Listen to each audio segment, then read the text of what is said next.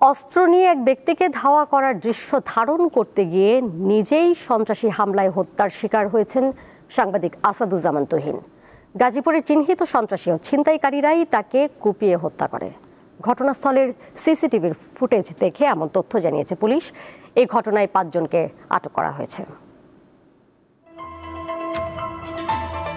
এটি গাজীপুর চান্দনা চৌরাস্তা এলাকার বৃহস্পতিবার রাতের সিসিটিভির ফুটেজ।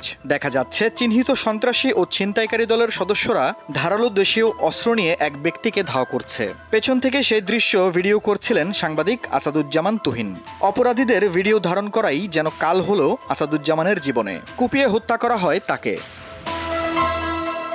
সিসিটিভির ফুটেজে দেখা যাচ্ছে কালো রঙের জামা পরা এক নারীকে পিছন দিক থেকে নীল রঙের জামা পরা এক ব্যক্তি টেনে ধরেন। ওই ব্যক্তি নারীকে চড়থাপ্পড় মারেন। ঠিক এমন সময় পাশ থেকে ধারালো অস্ত্র হাতে কয়েকজন নারীর পক্ষ নিয়ে ওই ব্যক্তিকে কোপানোর চেষ্টা করেন। নীল শার্ট পরা ওই ব্যক্তি দৌড়ে পালিয়ে যান।